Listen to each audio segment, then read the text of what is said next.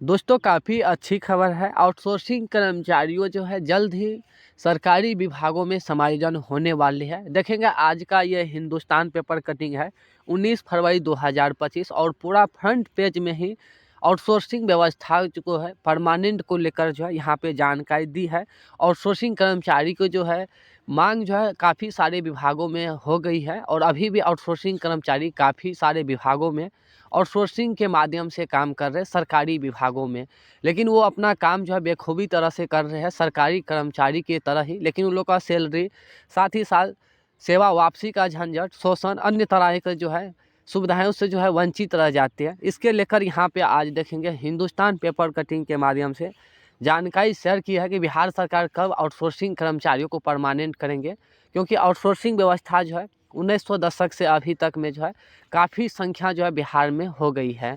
देखेंगे आज के इस वीडियो में काफ़ी खास तरीक़ों से हम जानकारी देने वाले हैं जो आउटसोर्सिंग कर्मचारी है उसके ऊपर। देखेंगे आउटसोर्सिंग के माध्यम से जो बेल्ट्रॉन में कर्मचारी कार्यरत होंगे, बेल्ट्रॉन के माध्यम से वो भी कर्मचारी सरकारी विभाग में जो है समायोजन होंगे। आगे क्या है मामला इसके बारे में समझ लेंगे। देखिए आज का ये हिंदुस्तान पेपर कटिंग है और इसमें जानकारी दी है कि आउटसोर्सिंग कर्मियों की बढ़ी पर वेतन की सुविधाएं नहीं। जानकारी दी है आउटसोर्सिंग कर्मचारी है जो कि इसकी संख्या जो काफ़ी हो गई है, लेकिन वेतन जो अभी तक बढ़ोतरी नहीं हो पाई है। काफ़ी सारे विभागों में कर्मचारी कार्यरत है लेकिन इन लोग का जो है वेतन अभी तक बढ़ोतरी नहीं किया है। क्या है मामला इसके बारे में समझेंगे खास तौर पे। और देखेंगे यहाँ पे जो भी आउटसोर्सिंग कर्मचारी है ये अपनी जो भी दुख दर्द है यहाँ पे अपना सुनाई है, इसके बारे में भी हम चर्चा करेंगे खास तौर पे। सबसे पहले हम यहाँ पे पढ़ लेते हैं कि आउटसोर्सिंग व्यवस्था क्या है और कैसे ये जो है बिहार में इतना संख्या हो गई है अभी तक में। देखिए यहाँ पे जानकारी दी है किसी सेवा प्रदाता कंपनी के माध्यम से सरकारी या निजी संस्थानों में अस्थायी रूप से काम करने वाली कर्मियों को आउटसोर्सिंग कर्मचारी कहते हैं। यहाँ पर देखिए जानकारी दी है कि सरकारी विभाग में अस्थायी रूप से मतलब बाहर से जो कर्मचारी रखे जाते हैं उसे हम आउटसोर्सिंग कर्मचारी कहते हैं। जो कॉन्ट्रैक्ट पे कर्मचारी बहाल होते हैं उसे आउटसोर्सिंग कर्मचारी कहते हैं। यहाँ पर देखिए जानकारी दी है और यहाँ पर जानकारी दी है कि पिछले कुछ वर्षों से राज्य के सरकारी कार्यालय या उपक्रमों में आउटसोर्सिंग कर्मी की तैनाती का चलन बढ़ा है। इन पर काम की जिम्मेवारी भी है। इनका कहना है कि उनके काम और दायित्व के मुताबिक वेतन और अन्य सुविधाएं नहीं मिलती है। सेवा वापसी को लेकर भी चिंतित रहते हैं। देखिए आउटसोर्सिंग कर्मचारी का सबसे पहला जो परेशानी है, ये कर्मचारी जो है काम जो है सरकारी तरह जो है काम करके दे रहे हैं, लेकिन इन लोग का वेतन और सेवा वापसी का झंझट जो है हमेशा बने रहते हैं, हमेशा चिंतित रहते हैं सेवा वापसी को लेकर। और जो आउटसोर्सिंग कर्मचारी है और यहाँ देखिए जानकारी दी है।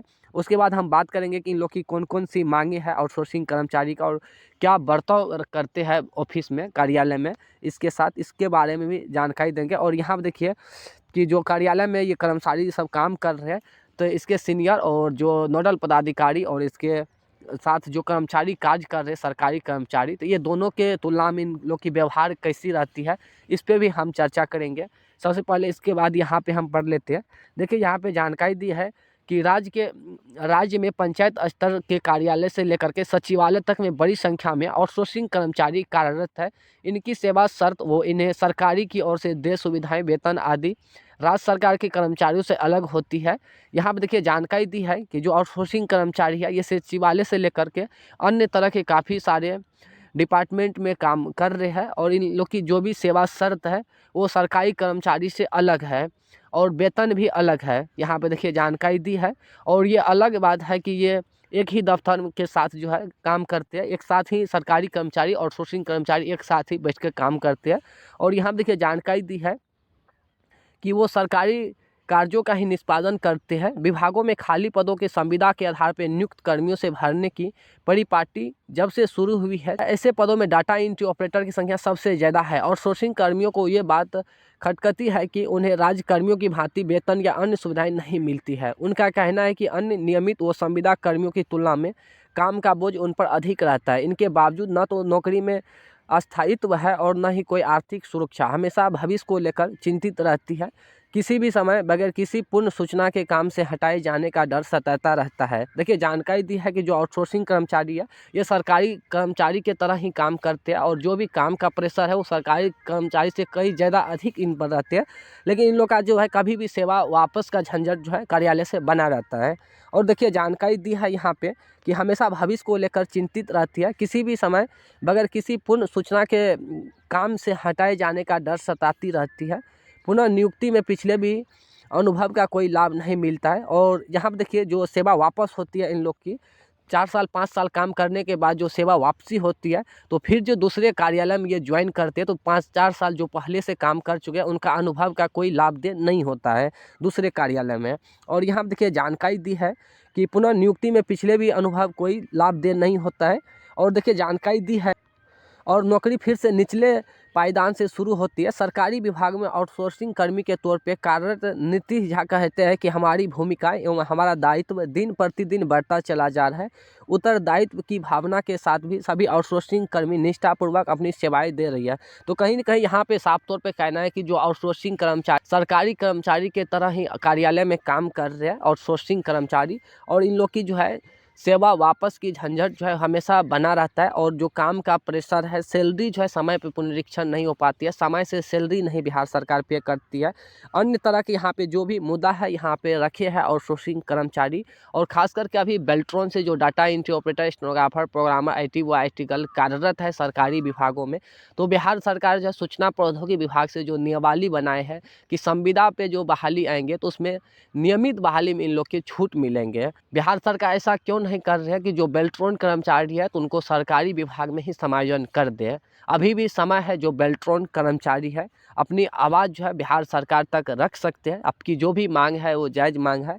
यहाँ पर देखिए जानकारी दी है और यहाँ पर देखिए जो भी शिकायतें हैं इन लोग की कि आउटसोर्सिंग के माध्यम से नियुक्त कर्मियों की सरकारी कर्मियों की तुलना में वेतन बेहद ही कम रखे जाते हैं आउटसोर्सिंग कर्मचारी की, और पक्ष रखने का अवसर दिए बगैर कभी भी सेवा वापसी का बना रहता है, खतरा बना रहता है। बढ़ती महंगाई के अनुरूप वेतन बढ़ोतरी का प्रतिशत नहीं होने से आर्थिक संकट और अस्थायी नौकरी होने के कारण बुढ़ापे में गुजरे को लेकर सबसे बड़ी चिंतित, नौकरी छोड़ने अथवा सेवा वापसी की स्थिति में कोई भी वित्तीय लाभ नहीं मिलना, और सोर्सिंग के बजाय सीधे नियुक्त या संविदा कर्मी के तौर पर हो नियुक्त, सेवा वापसी के पहले आउटसोर्सिंग कर्मियों को अपना पक्ष रखने को मिले अवसर, बढ़ती महंगाई के अनुरूप वेतन बढ़ोतरी के प्रतिशत का हो निर्धारण, आउटसोर्सिंग कर्मियों को वृद्धा अवस्था में गुजारने के लिए पेंशन आदि योजनाओं का मिले लाभ, नौकरी छोड़ने अथवा सेवा वापसी स्थिति में वित्तीय लाभ मिलने की हो व्यवस्था। देखिए अभी साफ तौर पर आउटसोर्सिंग कर्मचारियों का कहना है कि ये जो भी आउटसोर्सिंग कर्मचारी हैं इन लोग का सैलरी जो है समय जो है पुनरीक्षण होना चाहिए, और ये जो भी विभाग में काम कर रहे हैं तो उसी विभाग में इन लोग को समायोजन होना चाहिए,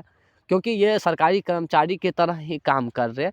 तो इन लोग की जायज़ मांग है उसी विभाग में जो है समायोजन होना चाहिए। ये सब मांगे हैं आउटसोर्सिंग कर्मचारियों को। और यहाँ पे आप लोग पढ़ेंगे तो एक तरह से समझ सकते हैं जो आउटसोर्सिंग कर्मचारी है इन लोग की क्या जो है वार्ता होती है कार्यालय में, ये भी जानकारी दी है। देखिए यहाँ पे जानकारी दी है अरविंद कुमार कि बिहार में हम एकमात्र ऐसे आउटसोर्सिंग कर्मी हैं जिन्हें परीक्षाओं के साथ साथ निर्धारण चयन प्रक्रिया से गुजरना पड़ता है, जो अन्य आउटसोर्सिंग से प्राप्त की जाने वाली सेवाओं से अन्य 2 परीक्षाओं को पास करने के बाद हम आज तक आउटसोर्सिंग पे काम करने के लिए मजबूर है। देखिए जानकारी दी है कि आउटसोर्सिंग पे एक होता है डायरेक्ट भर्ती, एक होता है परीक्षा से गुजर के चयन प्रक्रिया के साथ मेरिट के साथ जो है ज्वाइनिंग लेना।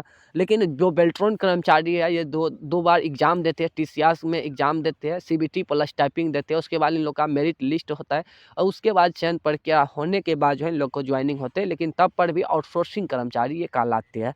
काफ़ी तरह की बात यहाँ पे रखे हैं, आप इस तरह को पढ़ेंगे तो आउटसोर्सिंग कर्मचारी की जो शोषण हो रही है इस पे आप जो है यहाँ पे पढ़ सकते हैं। बाकी इसे हम अपने टेलीग्राम चैनल पर भी डाल देंगे। तो अभी भी समय है, जो आउटसोर्सिंग कर्मचारी है तो आप अपनी हक की लड़ाई लड़ सकते हैं। आप जो भी विभाग में काम कर रहे हैं आउटसोर्सिंग के माध्यम से, तो आप लोग की मांग जायज़ है। जो अभी बेल्ट्रॉन के कर्मचारी है आप लोग का सेवा समायोजन होना है, बस आप लोग को अभी भी समय के साथ जागरूक होना है। आप लोग जो है समय आने से पहले जो है आप लोग सेवा समायोजन हो जाएंगे, अभी भी समय है। बाकी इसे आप टेलीग्राम चैनल से पढ़ सकते हैं, यहाँ पे अन्य तरह की जानकारी भी दी गई है। ज़्यादा हम नहीं पढ़ेंगे, वीडियो काफ़ी लंबा हो गया है। और भी कोई जानकारी से कमेंट करके पूछ सकते हैं। धन्यवाद।